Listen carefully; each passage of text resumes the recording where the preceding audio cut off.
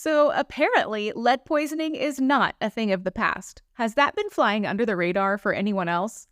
While people with unsafe levels of lead in their blood certainly can look and feel sick, many don't have extreme symptoms right away, or have symptoms that could be mistaken for some other cause. Lead in your bloodstream can result in things like headaches, muscle and joint pain, trouble sleeping, digestive issues, high blood pressure, reproductive health problems, damage to the brain or nervous system, and especially noticeable in kids, slowed growth, learning, and developmental disabilities. My guest today is Tamara Rubin, affectionately known as Lead Safe Mama. She is a lead poisoning prevention advocate, documentary filmmaker, and mother of 4 sons. Lead poisoning is the single most preventable environmental disease. And I'm guessing you have some questions about that like I did, so let's chat. Welcome to the Daily Wellness Podcast. I'm your host, Melissa Meredith. I've led my family on a transformative health journey for over a decade, and now I help other families do the same.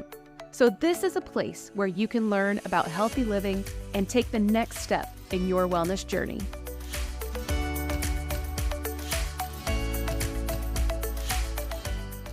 Tamara, thanks for joining the Daily Wellness Podcast. Thanks for having me. Yeah, I've been learning little bits and pieces of you just from what you share on your website and social media. Can you fill us in on all the details of your story and why you are where you are today? Well, all the details. I do. I want some juicy details. I one of the highlights of the details. I do apologize for if you've been following me on social media. There's been so much controversy recently. It's just like when you are in a space of educating about a particular topic and that is uncomfortable for people, there's the controversy. So that's been, I'm laughing because I find it amusing. I don't know, maybe I shouldn't, but I think it's really interesting to see what people aren't ready to hear and what people want to hear. And I think it's great to share my story for you and for your podcast listeners to have the context, because a lot of people come to my work not knowing the context. And I think that's pretty important. I did make a documentary feature film that's a 92-minute film. It has music donated by The Who and Tom Waits. And I interviewed Noam Chomsky for the film, who you probably don't know because you're a young person. But I also, it has footage from my presentation with Bernie Sanders in Flint in 2016 and interviews with families of lead-poisoned children across the country. And that film has a pretty detailed conversation about my personal experience and my family as well. But in a nutshell, when my baby, my number 3, I have 4 kids, but my number 3 was 7 months old, and my number 2 was 3 years old, we hired a painting contractor to paint the exterior of our home. And he told us he was going to be using lead-safe work practices. And this was in 2005, and we didn't know what that meant. And so we said, okay, you're going to use lead-safe work practices. It's okay that you're more expensive than anyone else. I'm going to hire you because you're going to keep my family safe. And he told us it was safe for us to stay in our home while the work was being done because he was only working on the outside. And he was going to make sure he used appropriate methodologies to keep our family safe. And 1, he lied. He didn't use lead-safe work practices. 2, he lied because he told us he was certified in using lead-safe work practices. And in fact, he was not certified. And 3, we were not safe in the home because he used an open flame torch to burn the exterior paint off of our home to kind of melt the lead paint off. Lead just sort of, when you put a flame to it in original high lead paint on a 1914 home, it just kind of peels off really easily. But it creates aerosolized lead that then permeates the cracks in a home, and in our case, the windows in our 1914 home. And my baby, who was 7 months old at the time, inhaled the fumes and was acutely lead poisoned. And we didn't know he was acutely lead poisoned. He was violently ill, and we didn't know why he was ill. We spent like 2.5 months asking the doctor to find out what was wrong with him. My 3-year-old was also very ill, and they wouldn't tell us what was wrong with our kids. And they kept saying, oh, just don't worry about it. Keep them hydrated. They'll be fine. As long as they don't have a fever, they're fine. And I'm like, no. There's something really wrong with my kids. And then one morning, my 3-year-old woke up covered head to toe in shit. bleep me, whatever you need to do, but that's what happened. And I said, no, I'm not. I can't do this anymore, because we had just endured like 2 months of vomiting and diarrhea and constipation and headaches and speech regression and all these different things. And we didn't know what was going on. And then this was kind of like the straw that broke the mother's back. And so I cleaned up the mess and I took him to the hospital and I said, you guys test him for every single thing. This is not okay. I have an older child who has never had anything like this. I don't know why my kid's sick. I've been a parent for 9 years. There's no reason that you shouldn't be helping me figure out what's wrong with my babies. And so they finally tested my toddler at the time, my 3-year-old, and they said, oh, he's positive for lead, but, it's fine. And they put a big okay on his blood test, which I have up on my website if you look up AJ's blood level, I think. And I was like, okay. So I got this test back in the mail and it said, okay, but he's positive for lead. What does this mean? And then I said, you know what? I want to get my baby tested too, because I want to figure out why my toddler is positive. I still didn't know at the time that it was from the work that was done on our house. I assumed the guy that did the work on our house did things right. But then I learned in retrospect that it was from that.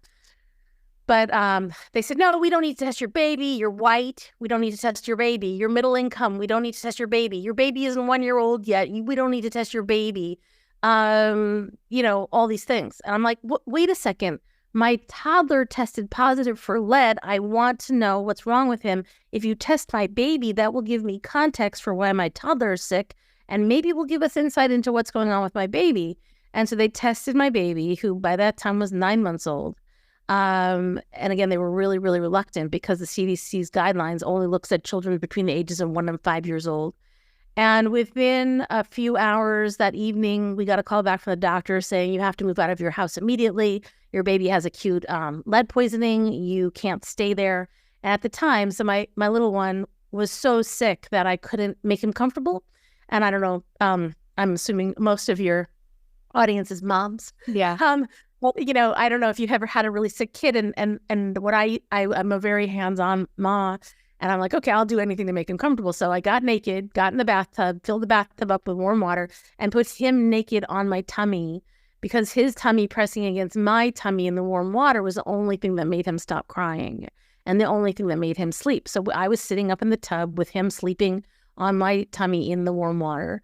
And that's when the doctor called, and I'm like, okay, I'm naked in the tub with a sleeping baby on my tummy. My toddler's asleep.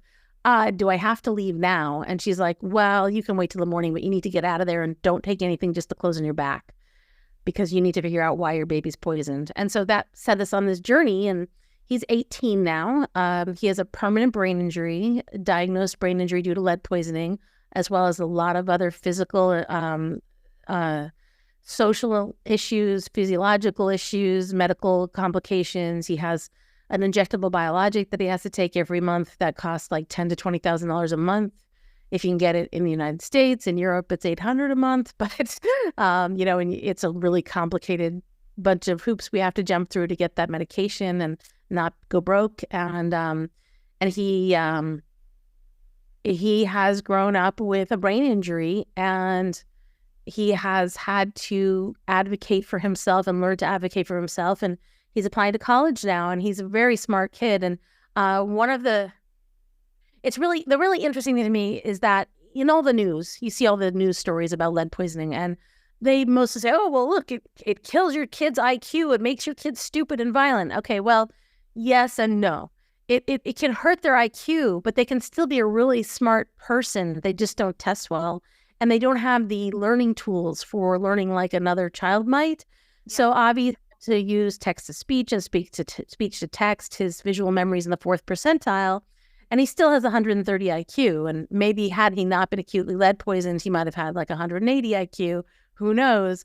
But he has 130 IQ and can't read anywhere near grade level, so he needs to listen to audiobooks. He needs to find tools to get by on a day-to-day basis. And he's still learning at 18 years old basic things that other 18-year-olds know how to do. We ran a little experiment a couple months ago. I said, okay, Avi, you're 18. This month, you're going to feed yourself. I'm not going to feed you. I'm not going to try. So I think that was September. It was September. And on September 1st, I said, you are feeding yourself. Here's a credit card with money so you can go to the store and get your own groceries. Here's Here's, the different places you can go to buy food, pre-made. Like we have food carts on our block and all of that, and restaurants where you could buy lunch for $10. And they said, you can do anything you want, feed yourself for the month of September. And by the 7th day of September, he was like, Mom, I'm starving. I can't figure out what to eat. I can't eat. I don't know what to do. So we failed. It's like he failed at a very basic thing, because it's like the cognitive process you engage in to buy groceries or figure out, oh, I need to go get something to eat before I'm hungry, before I'm starving, before my brain hurts because I'm so hungry. He doesn't have that put together in his head yet. And he probably will by the time he's like 24 or 25, but he's not there yet. And so anyway, the point of all that is he's applying to colleges this week. Yeah. It's amazing. He's really smart, and it's taking, he just applied to MIT, and he wants to be an astrophysicist. And if you can imagine, he wants to be an astrophysicist who can't read at grade level. So he wants to go to a teaching institution that will embrace him for his disabilities and give him the tools to learn at his speed and the topics that he likes to learn, but accommodating him for his brain injury. And that's our biggest challenge these days. Yeah. So you mentioned like all the news stories and stuff that report on lead poisoning. How common is this? Well, when I made my film, which was most of the filming was done in 2012 to 2016, I interviewed some of the top scientists, and I did a bunch of research, and I distilled the science from the NHANES data and the CDC and the EPA and HUD and all of that. And what I came to realize is that 1 in 3 kids in the United States has had a blood level of 2.5 or higher in their lifetime, and long-term negative health impairments at that point, which is, over 10 years ago now, have been solidly, definitively tracked at blood levels as low as 2. Now, so I had these little necklaces that I had made up that say 1 in 3, and the 3 was backward to represent the dyslexia that my other son has as a result of his poisoning because, learning disabilities. And I've been saying this 1 in 3, 1 in 3, 1 in 3 for over a decade now. And during the pandemic, July of, I guess it was 2020, UNICEF came out with this groundbreaking report, years after I made this declaration. Guess what? 1 in 3 people have had an unsafe level of blood in their lifetime. Thanks, UNICEF. Yeah. So the answer is everybody. Everybody has some lead in their blood. Now, if you grew up in a forested area away from a city that's not a farm, that wasn't an orchard in the past, that doesn't have an older construction home, you might be one of the lucky ones who does not have an unsafe level of lead in their body or didn't grow up with lead exposure. But if you grew up in an urban area, if you were born before 1996, if you live in an older home, if you grew up in an area where there was formerly a fruit orchard that used leaded pesticides, if you live near an airport, there's lots of factors that cause the cumulative background lead exposure that all of us have. And in my film, Dr. Bruce Lanphier talks about the fact that, unfortunately, we're in a post-industrial revolution world, and there's no physical illness that can be studied in the absence of lead exposure, because there is lead exposure pervasive throughout the world. And a really great illustration or demonstration of this concept is in the episode of Cosmos with Neil deGrasse Tyson. I believe it's like the second episode of that relaunch of Cosmos, where he talks about the clean room and how when they were developing clean rooms for doing scientific experiments, they kept finding lead and everything, and they couldn't figure out why. And it ended up being because of atmospheric lead in gasoline, industrial revolution lead, and they figured out how to get the lead out of a clean room to do experiments. But, these new studies that have come up and been published, it's aggregate data. There was a study with Duke and Harvard and a few others, but they're aggregating data showing that there's this huge increased risk of heart disease, increased risk of cancer, increased risk of early onset Alzheimer's and dementia, osteoarthritis conditions. All of these things are linked to lead exposure, and all of these things have spiked since the Industrial Revolution in the late 1800s through the early 1900s, when we had like the heaviest use of lead. And what happened was we were using lead in products, and then we had, and for, I don't know, paint and different uses. And then we had World War One, and like, it's like, oh no, we have to use all of our lead for bullets. So there's a little dip there where they started coming up with alternatives. And then between World War One and World War Two, there's this heavy use of lead in paint because they had the bullet production and the lead production that was happening for World War One. And then they still had all the mechanisms in place for the production of leaded products that they were pumping out for World War One. They needed a way to maintain those businesses. So they created more lead paint than they ever had before between 1920 and 1940. And then they got nabbed. They started getting, the studies started being more prominent through the 50s, the 60s, and the 70s. And lead paint was officially outlawed in the United States in 1978, even though it wasn't actually outlawed. But, the law in 1978 said that the paint in homes couldn't be more than 600 parts per million lead. And so that was a big step forward from what had come before it. So it's a long answer, but the answer is, everyone's impacted. Yeah. And if you aren't personally impacted, your kid is, your mother is, your father is, your aunt is, somebody in your family is impacted. Right. Hey, Daily Wellness listeners. Whether you are plant-obsessed or anxious to grow more of your own food, a greenhouse can help extend your plant collection and your growing season. I wanted to do both of those things, actually, and searched for a greenhouse that was both gorgeous and full of functional features. I found all that I needed and more in my greenhouse from Backyard Discovery. To see all 3 of their designs, visit the link in the show notes. I'll be sharing updates on social media as we get ours set up and filled over the next few months. Now back to the episode. If it's 1 in 3, you don't really hear 1 in 3 people walking around being like, I have a lot of lead in me, So do you think it's just kind of flying under the radar? People don't really realize how much they've been impacted? Yeah, people aren't testing. So people aren't getting tested when, okay, I'm 54. I guess I'm old now. And so from my age, I was born in 1969, which I think is cool, actually. It is. But what that means is I was born at the height of leaded gasoline use. And so I have much higher risk of all of these health impairments. And so does anyone else my age, because you also, when they started ramping down the lead in house paint, they're like, oh, damn, we need to find something to do with that lead. Let's add it to the gasoline more. And so, there was more and more lead added to gasoline through the 70s. And as a result of that, we all have these health impairments, but we weren't necessarily getting tested as children. I never got tested for lead. And so there's my generation who wasn't tested. There's my parents' generation. Well, everyone's dying. So they don't really count right now, but they do. They have all of these impairments, and we're seeing them. I don't know how old your grandparents are, but like my grandmother died with severe Alzheimer's. My mother died of cancer. My father died of cancer. I don't know, everybody's got something. Yeah. People aren't just dying. Very few people are dying of old age. And the argument that a lot of people who don't want to believe this information, which is all very well settled by science, reputable science, non-controversial science. The argument is, oh, well, I'm fine. And, my grandmother lived to be 100 and she's okay. I'm like, okay, but really, is she? Did she? Who in your family didn't live to be 100, or who in your family wasn't okay? And what was different about their lifestyle?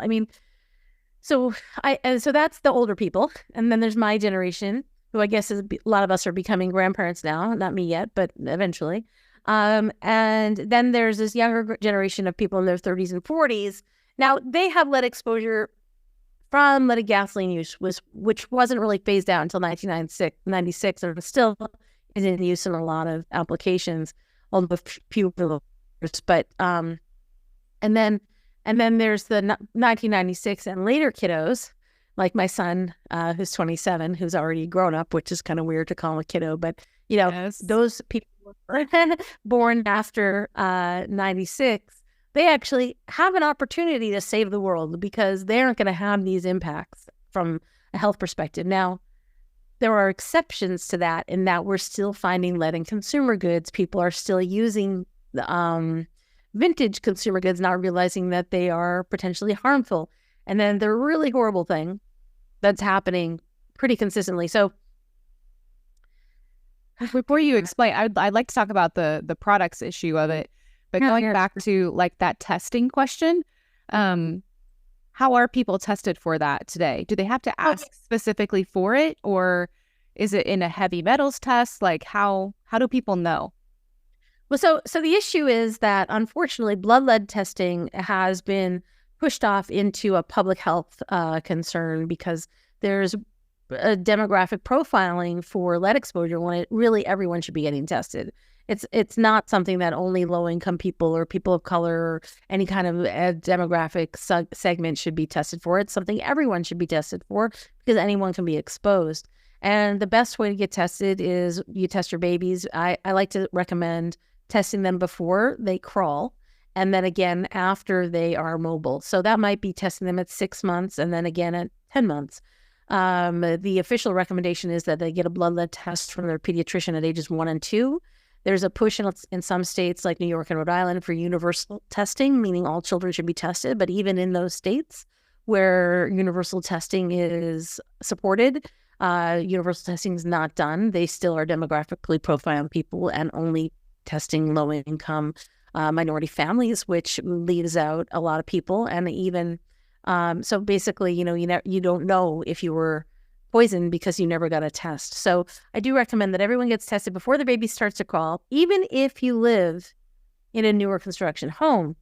And I also recommend that women get tested before they get pregnant, if possible, because preconception testing will be really helpful in moving forward with your pregnancy. And also after they get pregnant, maternal testing. In my film, I interviewed Dr. Felicia Robito, who is a scientist with the University of Tulane in New Orleans. And she did an aggregate study reviewing the data of population levels of lead exposure in women of childbearing age in the United States. And what she found is that blood lead levels as low as 0.43 were correlative with increased risk of complications during pregnancy, infertility, low birth weight in newborns, and other issues. And one of those things that she didn't study closely and I think needs to be studied, but was indicated through her study, is that preeclampsia is a high blood pressure when you're in pregnancy, and that high blood pressure and kidney failure are actually outcomes of lead exposure. And I'm fairly certain that there's a correlative situation with preeclampsia and lead exposure. So if you have a blood lead level that's above the population average, which was 10 years ago 0.43 and might now be closer to 0.35 or something along those lines. That's 0.35 micrograms of lead per deciliter of blood. Then you should say, oh, my blood level is above the population average. I should be on the lookout for preeclampsia. I should maybe consider, doing a juice cleanse and eating healthier and avoiding lead in whatever other, sources I can avoid, making sure I have a lead-free kitchen, a lead-free home, and avoid lead-contaminated supplements and avoid shellfish and other things that might be high in toxicants when you're trying to get pregnant. And that'll actually expedite your ability to get pregnant in most cases.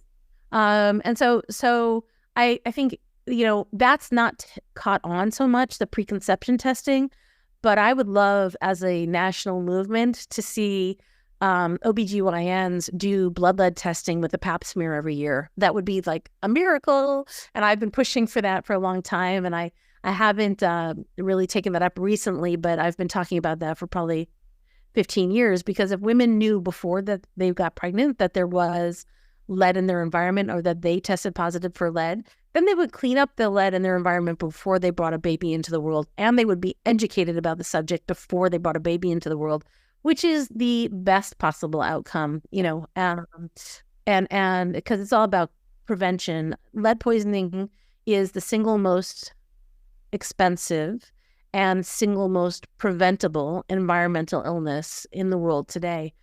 The interesting thing about that is like everyone's got their cause, BPA, BPS, phthalates, whatever you call them. Sorry, I can't pronounce the word, but mercury, you name all the things. But Dr. Leonardo Trasande with the NYU Medical School did a economic impact report, and he determined at that time, and again, this was in 2011, so the numbers have changed, but the proportions are the same, and actually the numbers are higher because they understand the impacts better, but that the total cost of all environmental illness in children on the United States was $76.6 billion annually, and that was just environmental illness of children. And of that $76.6 billion annually, $50.9 billion of that was from lead, and then the other $25 billion was all of the other toxicants combined. So lead was still 2/3 of the, of the economic impact of environmental toxicants on the financial, the financial impacts of environmental toxicants on our world and our lives and our children. And that's, special education needs, some of that, and medical interventions and lost productivity. They mainly use lost IQ points to determine those numbers, lost productivity from lost IQ and things like that. But there's so many other factors that they did not consider in determining those economic impact numbers.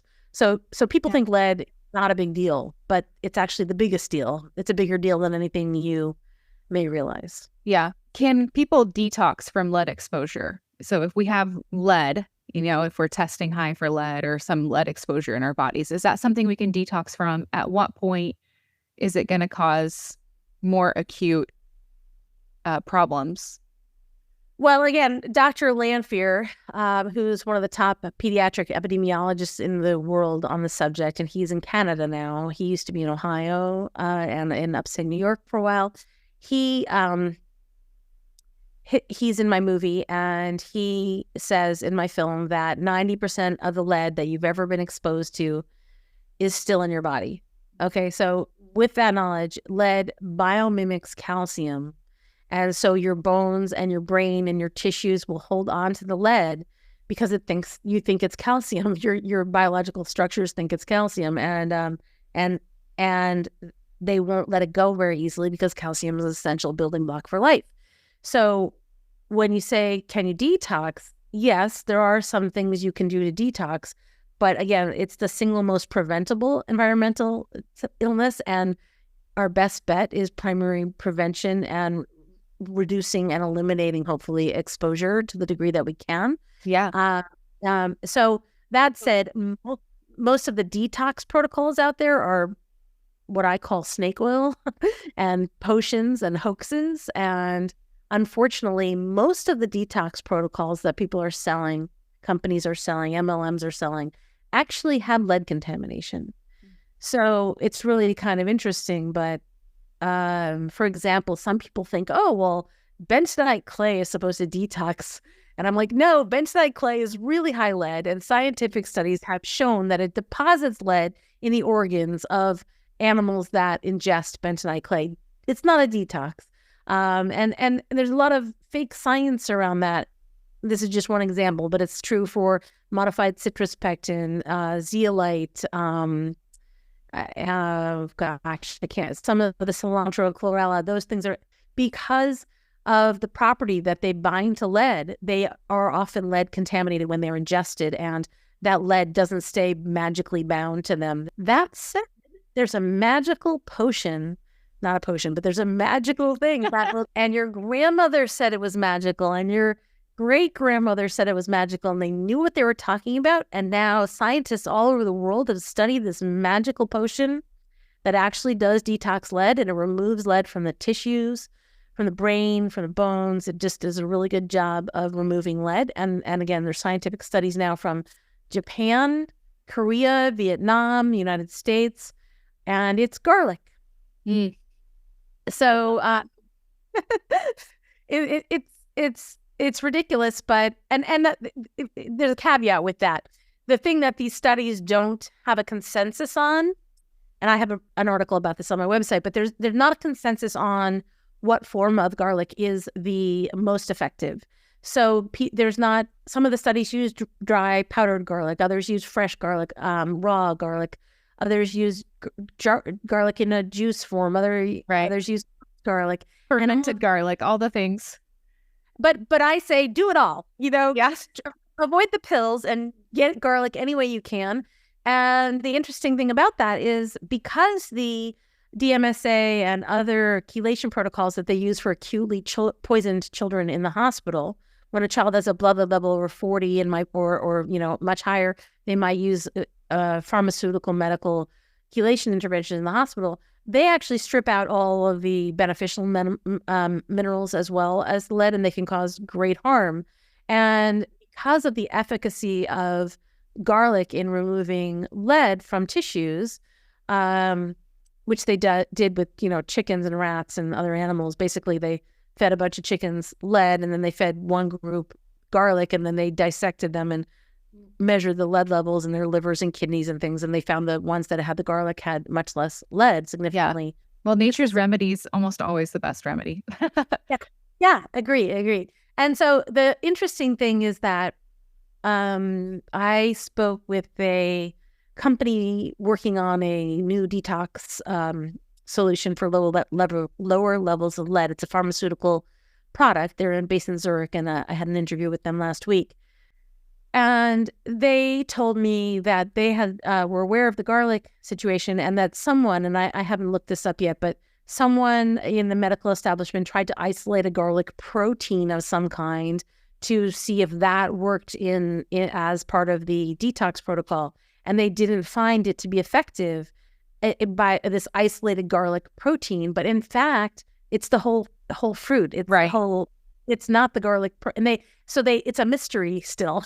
What part of the garlic is doing this? What form of garlic is doing this? But, so my recommendation, that was a long answer to a short question, but my recommendation is to eat healthy, eat a balanced diet. And if you have tested positive for lead, obviously remove yourself from the source of lead if you can, identify the source of lead, and dose up on the garlic to tolerance, especially, for put in your pizza, put it in your green juice, roast it and spread it on toast, garlic bread, whatever. And that said, I was going to get around to this other, I'm not letting you ask many questions. No, that's okay. Well, I mean, knowing that prevention is the best thing we can do, and knowing what you know and what all you have been through, I want to talk about what you would recommend. What have you guys done in your life? Like, what are some things that you feel like everybody should be doing to reduce their lead exposure? And in that conversation, we can kind of talk about products as well, like in our homes.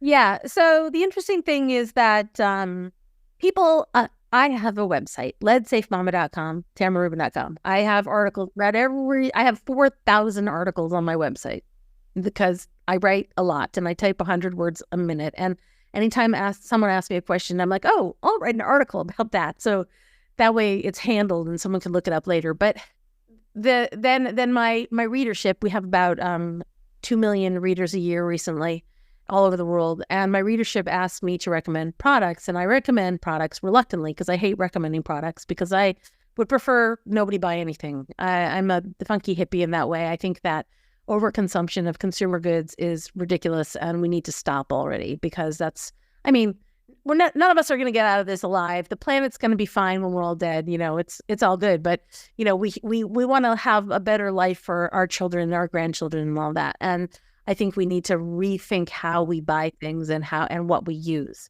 And so I get criticized a lot for recommending products that are safer because people have asked me to recommend those products, which I do. But I really recommend, like from my heart, what I'm recommending is just simplify. Get rid of the toxic stuff in your home and see what's left over. So for me, we had an unusual perspective on this that was kind of unfortunate, but also good. What happened was right after my baby was my second baby was born, our house burned down, and we lost everything in a house fire, which was horrible. I don't recommend it. Yeah, I'm so sorry. And it was, we've been, and then 3 years later, our baby was poisoned. So, it's been hell. It's been a long, long journey. But anyway, because of our house fire, which happened in 2002, we lost everything, which now that I'm an environmental activist, I lost all this leaded stuff that I'm so glad I don't own anymore. Right. I don't have to go through my home and get rid of vintage stuff. Everything was destroyed in a fire. So, have that mentality going to your home and saying, okay, if I had a house fire and everything burned up tomorrow, what would I not miss? And, get rid of anything that's vintage, get rid of anything that's vintage ceramic, vintage painted glass, anything that is, you can look your items up on my website. I created my website to be a searchable database so people could look for toxic things or safe things and decide what to. It is so great and so helpful. You've done such a good job. Thank you. And so, you can look up your Mickey Mouse glass, or you can look up your Welch's jelly glasses, or you can look up your grandmother's Pyrex bowl by pattern. And, it's not a comprehensive list of everything in the world, but I've got examples of almost everything. I joke, I've got, hammers and knives and mixing bowls and toys, and I've got sex toys, and I've got, all sorts of different things. I have examples of everything: silicone things, ceramic things, glass things. So if you don't find your exact item, you can say, okay, well, I have this ceramic thing. It's made in Portugal. And Tamara has an example of a ceramic made in Portugal from the same era, and it's high lead. I might not want to have that around anymore. And then, simplify by not having the decorative elements in your kitchen be things you have purchased. Have the decorative elements in your kitchen be stuff you've made, stuff your kids have made, and your food. So basically, clear glass plates, clear glass mugs, stainless and clear glass cookware without enamel. And I have a whole article on cookware and what to avoid. And I have articles on, how to choose a safer mug and all of those things. And really, again, I'm not about you buying safer mugs, but I've offered those suggestions on my website. I'm more about you throwing out that collection of 30 mugs that you've collected over the last 30 years, most of which are high lead, on the food surface or on the surface that'll touch your mouth, and you don't want your child interacting with. So because of the paints, because of the coatings on those products. Yeah. Yeah. And then the other thing is, especially if it sounds overwhelming, focus on your child first and make sure their environment and their toys are safe. And again, that doesn't mean buying them all new toys. That means getting rid of the old toys, getting rid of the vintage toys, and simplifying how many toys they have. And, I know this might sound cliche, but a stick and a box go a long way with a little kid, in terms of, playtime. And you don't need all those toys. You really don't. And if you are going to have toys, buy toys purchased after 2011. Manufactured after 2011. The Consumer Product Safety Improvement Act of 2008 went into effect in 2008 after the Thomas the Tank Engine recall of 2007. And the Consumer Product Safety Commission gave different industries up to 3 years to phase in compliance. So I recommend toys made after 2011 are safest. Mm-hmm. Get rid of any vintage books. Live near a library instead, if you can. Or look stuff up online. I don't know, scan your books. But any books made before 1980 are suspicious in terms of potential lead content. And ideally, you want to have books made after 1990, if at all possible. They did phase out lead from ink and the paint on covers over the years. And there are some low lead, like paperbacks made in the 80s are generally lead free, but some of the hardcover books from the 80s do have lead. If you have plastic toys from your childhood that you were saving for your kids, throw them out. They're probably toxic. Look up recalls on the Consumer Product Safety Commission website. They have product recalls. Talking about regulations and guidelines and things like that, but I know that there's a lot of loopholes with that, right? So certain regulations as to how much lead can be in something, but then they can get around that in certain ways. Is that correct? Yeah. There are. There's lots of regulatory loopholes, and it's very frustrating because I've been finding lead paint on glass baby bottles for the last 5 years, and I've been trying to. I spent $115,000 this summer on a subway campaign in the New York City subway to try and bring awareness to the fact that there's lead paint on baby bottles manufactured and sold today on Amazon.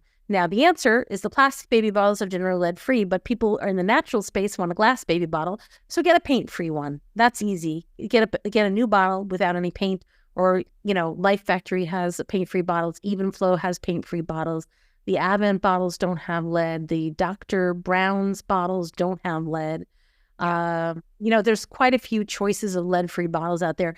If possible, you get rubber nipples. If your baby will take a rubber nipple, the rubber nipples don't have cadmium, whereas the silicone nipples tend to have trace cadmium, officially at safe levels, but I'm not really happy with the fact that there's an allowable level of cadmium in a nipple for a baby bottle. Yeah. So if baby won't take a natural rubber nipple, then feed your baby with a silicone nipple and don't worry about it, because it is safe by all current standards and the levels of cadmium are generally very low. But also transition to a cup as soon as you can. Then maybe there'll be fewer sippy cups in the world, and the world will be a better place because there'll be less plastic. Yeah, I don't know. I love that. I'm big on reducing plastic too, so I think that's a great tip. I have 3 fun questions that I want to end with, but before that, what would be your one takeaway if you could just tell this audience one thing about lead safety and their health related to that? What would be the main message that you would want to get across? Well, one is that it doesn't need to be complicated and it doesn't need to be frightening. It's about simplifying your life. And the first step is to get tested. If you get tested, if you get your baby tested, that'll give you information. And then use science to make decisions moving forward. So if you test positive or your baby tests positive, then you need to do additional testing, test your home. Consider looking into whether or not your food has been tested. See if your dishes have been tested, because you can't rely on corporations to protect your family. You need to rely on yourself. So get tested, use science, and do research so that you can move ahead from a position of being empowered to make safer choices from your family. Don't let people tell you what to buy. Figure out how to make those safer choices on your own so you can have confidence in your purchases regardless of what they are, and of your not just your purchases, but your choices for your family. And for that matter, put the same amount of attention into choosing every single thing in your life that you put into choosing your child's car seat. I know how much energy everyone puts into choosing their child's car seat, but you should put that same research into their dishes. If you put that same research into choosing their dishes, then you'll know, okay, that decision's handled and I don't have to make that choice again. And then make the same decision into anything in their life. Once you make that decision once because you did all the research, then you can feel confident, and you can also share that research with your friends, which is a really great position to be in to help educate others. So that's important. So Test yourself, test your kids, get your home tested if you can, test your soil, test your water, rely on science. It's great. Great advice. You ready for a fun 3 questions? Okay. What's your favorite way to de-stress? Well, I don't have that. I think my husband thinks I run on stress. It's quite a life I lead. As a mother of disabled children, as a mother of children with permanent disabilities, I don't have a lot of opportunities to de-stress at all, and I'm going to die of stress. So if I did something more often, I would probably get more massages. Yes. I definitely that is really good. Yeah. And the thing I do with my kids, which isn't necessarily not stressful, but is always a beneficial thing, is we spend as much time outdoors as possible. Like, just, I don't care what the weather, I don't care what's going on in our life. We just get the kids outside, get us outside, be outside. Yeah. And I think that even if you don't feel the immediate stress relief from that, it is de-stressing your body because it's healthy for you to be out in the sunshine and the fresh air. So I think that you're right. That's a great one. Second question is, what's your go-to morning drink? What do you drink when you get up? Yeah, I've written about that because I get that question a lot. I like Death Wish coffee. Okay. Death Wish coffee is organic coffee that they've sent up to the space station. It's so yummy if you like really strong, powerful, high caffeine organic coffee. That's interesting. Okay, I'm going to look that up. And then Sure. Go ahead. I was going to say, I'm sure it's not good for you. Well, at least it's organic. That's one good thing. Yeah. And then last question is, who would you love to see as a guest on the Daily Wellness Podcast? Dr. Gator. Do you know Dr. Gator? I don't. Okay. I have to look him up. He's nice. I was on his podcast. He should be on your podcast. Yeah, I'll check with him. He's he's got a great perspective, and he's a good person to follow on Instagram. And I think that well, and the other person, I'm a huge fan of Emily from Really Very Crunchy. Yeah, so funny. So funny. Anybody who can interview her should. I don't know, how that would go, but she's just so great. So hilarious. I love it too. Always good for a laugh. Well, thank you so much for your time. Thank you for what you are doing. I know that it's your life. Like, you've invested your life into this, and it's helping so many people. So I just want to say thank you for what you've done. I mean, for what I've learned personally, for what all my guests are going to learn from you. And I hope that you get a massage for Christmas. I'll work on that one. Thank you. Hey, Daily Wellness listeners. If you are enjoying the podcast, would you take a minute to leave a rating or review wherever you are listening? I created this podcast so that more people could have easy access to naturally minded health info, and ratings and reviews really help us expand our reach. So thank you. Thanks for listening to today's episode on the Daily Wellness Podcast. We hope that you found it helpful for your own wellness journey. And if so, we'd love for you to leave a review. Then come back and listen for review shoutouts on upcoming episodes. For more information, check out the show notes and connect with us on our website, dailywellnesscommunity.com.